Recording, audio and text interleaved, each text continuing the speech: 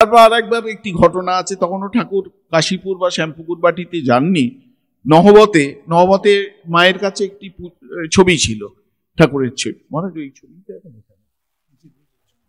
হ্যাঁ হ্যাঁ হ্যাঁ হ্যাঁ হ্যাঁ, সেই ছবি এখন আমাদের মায়ের বাড়িতে আছে। মায়ের কাছে যে ছবি ছিল সেটি এক ব্রাহ্মণের কাছে ছিল। প্রথমে খুব কালো ছিল, পূজা করতে করতে করতে করতে আস্তে আস্তে সেটি পরিষ্কার হয়। তা সেই ছবি নহবতে ঢুকে, ঠাকুর কোনো কাজে নহবতে এসছেন, ঢুকে দেখছেন কুলুঙ্গিতে সেই ছবি রাখা আছে, পূজা হয়, এবং তলায় পুষ্পপাত্রে কিছু ফুল বেলপাতা তখন পড়ে আছে। তা ওরা মায়েরা রান্না করছেন, মা এবং খুব সম্ভবত গোলাপ মা বা কেউ একজন, আমার ঠিক মনে পড়ছে না, তিনি রান্না করছেন নহবতেই বারান্দাতে রান্না করছেন পেছনের দিকে। ওখান থেকে ওরা দেখছেন ঠাকুর ঢুকে, বললেন ও বাবা তোমাদের আবার এসব কেন, মানে এইরকম পূজা করা কেন? বলে নিজেই ওই পুষ্পপাত্র থেকে ফুল বেলপাতা দুবার নিয়ে ওই ছবিতে দিয়ে পূজা করলেন। এই যে ছবি, ঠাকুর স্বয়ং সেই পূজা করেছেন, এই ছবি পূজা করেছেন। সুতরাং এই সব ঘটনাগুলো আবার একটা দেখতে পাচ্ছি 1886 16ই এপ্রিল সুরেন্দ্রনাথ মিত্র কিছু, না এটা কয়েকটি ভক্ত, এখানে নাম লেখা নেই, কয়েক গাছি মালা এনেছেন, সুগন্ধি ফুলের মালা। ঠাকুর নিজেই সেই মালা নিজের গলায় দিচ্ছেন। এখানে মাস্টারমশাই লিখছেন, হৃদয়ের মধ্যে হরি আছেন, তাকেই বুঝি পূজা করিলেন, দুই গাছি মালা গলা হইতে লইয়া গিরিশকে দিলেন। আবার প্রসাদ বিতরণ করছেন, মালা প্রসাদ। 18ই এপ্রিল দেখছি সুরেন্দ্র কিছু মালা নিয়ে গেছেন, ওই একইভাবে ঠাকুর নিজে মালা নিজের গলায় দিয়েছেন, চুপ করে বসে আছেন। মাস্টারমশাই মন্তব্য করছেন, যিনি অন্তরে আছেন ঠাকুর তাহারই বুঝি পূজা করিতেছেন। আর এছাড়াও শ্রীরামকৃষ্ণের অন্তর্লীলাতেও আছে, ওই সুগন্ধি ফুল কেউ নিয়ে গেলে মাঝে মাঝে নিজেই মাথার ওপরের ওপরে দিয়ে সমাধিস্থ হয়ে যেতেন। তা সুতরাং এই যে ঠাকুরের যে সেবা পূজা, ঠাকুর স্বয়ং তার সূচনা করে গেছেন। এরপর আমরা দেখতে পাই ঠাকুরের শরীর গেল। এবার এই বিখ্যাত ঘটনা, ঠাকুরের সেই অস্থি নিয়ে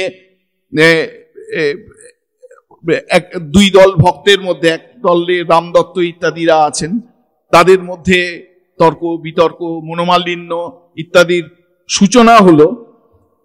তা রামবাবুর ইচ্ছা যে সেই অস্থি দিয়ে সমাহিত করে জগদ্দানে সেবা পূজার প্রবর্তন করবেন এবং মঠ তৈরি হবে ধীরে ধীরে।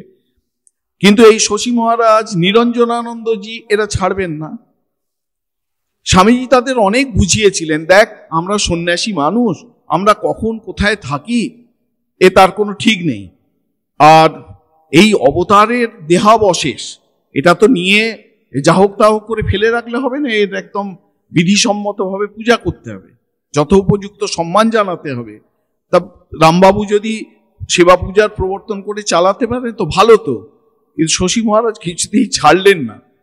বলা হয় যে কাশীপুরে ওই যে ঘরে ঠাকুরের অস্থি রাখা ছিল, ওই 16ই অগস্ট নিয়ে গিয়ে রাখা হয়েছিল, রাত্রির বেলায় শশী মহারাজ এবং নিরঞ্জন মহারাজ ওই স্কাই লাইট খুলে ওখান থেকে নেমে চুপি চুপি ওই ওখান থেকে কিছু অস্থি অন্য একটা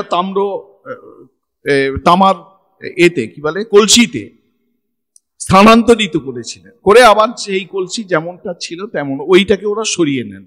তা সেই পরবর্তীকালে বেলুড় মঠে স্বামীজি প্রতিষ্ঠা করেন, তার সেবা পূজাদি চলে আসছে।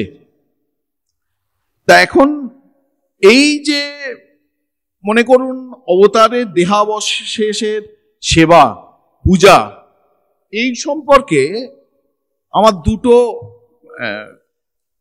মন্ত্রের কথা মনে পড়ছে। এই দুটি হচ্ছে উপনিষদের মন্ত্র। মুন্ডক উপনিষদে আছে।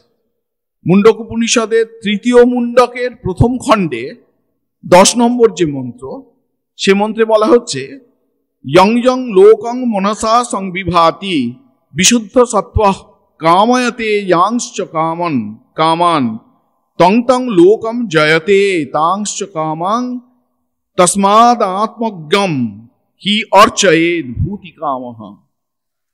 বলছেন যে যারা, এখানে অনেক তাত্ত্বিক কথা আছে, আমি সেগুলোকে একটুখানি ওমিট করে যাচ্ছি, যে আপনারা এমনি সাধারণভাবে জানেন যে আমরা সগুণ ব্রহ্ম নির্গুণ ব্রহ্মের কথা বলি। সগুণ ব্রহ্মকে আমরা কখনো কখনো হিরণ্যগর্ভ বলে ডাকি বা অপরব্রহ্ম বলে ডাকি, আর নির্গুণ ব্রহ্ম হচ্ছেন পরব্রহ্ম। এখন এই মন্ত্রে বলা হচ্ছে যে যিনি সগুণ ব্রহ্মের উপাসনা করেন, হিরণ্যগর্ভের উপাসনা করেন, হিরণ্যগর্ভের সঙ্গে নিজেকে একাত্ম বলে অনুভব করেন, তিনি যে যে লোক কামনা করেন, যে যে বস্তু কামনা করেন, তিনি সেই সেই লোক বা সেই সেই বস্তু প্রাপ্ত হন, অর্থাৎ বাকসিদ্ধ হয়ে যান। এবং সেই ব্যক্তিকে যারা উপাসনা করবে, পূজা করবে, তারাও তাদের মনোগত বাঞ্ছা, মনোগত বাসনা পূর্ণ হবে, তারাও সেই সেই কামনার বস্তু প্রাপ্ত হবে। অর্থাৎ এই হিরণ্যগর্ভের সঙ্গে একত্ব প্রাপ্ত যে ব্যক্তি, যে যোগী বা সাধক, আমাদের ভারতবর্ষে দেখেন, আমরা দেখি না এত যোগী, এত সাধক, এবং হাজার হাজার লক্ষ লক্ষ মানুষ তাদের পেছনে ধেয়ে চলেছেন। কেন? তার কারণ এটি উপনিষদ বাক্য, যে যিনি ভগবান লাভ করেছেন, সগুণ ব্রহ্মের অনুভূতি হয়েছে, তার কাছে প্রার্থনা করলে, তাকে পূজা করলে, আমি যা প্রার্থনা করব আমার প্রার্থনা পূরণ হবে, মনোবাঞ্ছা পূরণ হবে। এই কল্পতরু উৎসবের দিন আমাদের কাশীপুরে এত মানুষের যে ভিড়, তারপরের মন্ত্রে বলা হচ্ছে, অর্থাৎ এটি তৃতীয় মুণ্ডকের দ্বিতীয় খণ্ড, তার যে প্রথম মন্ত্র, সেখানে আর একটা কথা বল, দুটো মন্ত্রই কিন্তু একসঙ্গে পড়তে হবে, না হলে মানুষ বিপথে চালিত হওয়ার সম্ভাবনা থাকবে।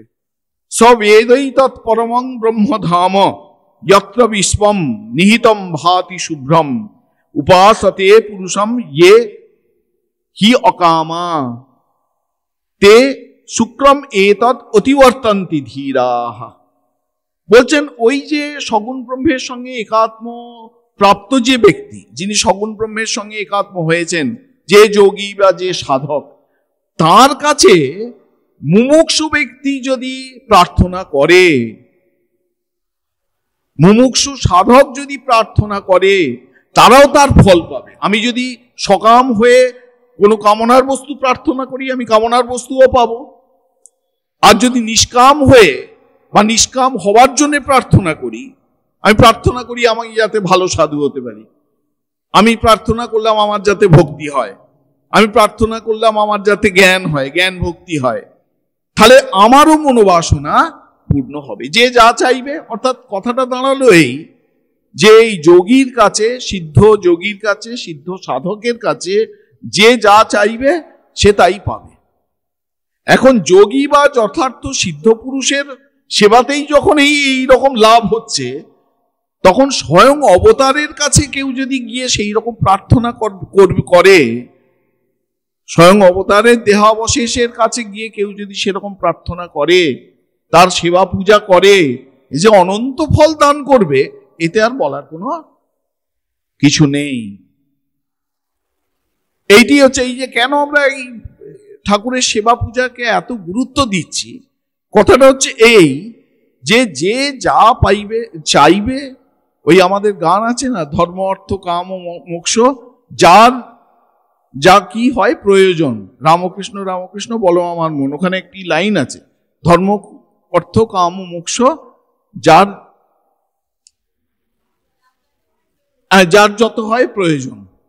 এই হচ্ছে, এইগুলো কথা কিন্তু কথার কথা নয়, এগুলো উপনিষদের কথা। উপনিষদের কথা কি খুব সহজভাবে বলা হয়েছে।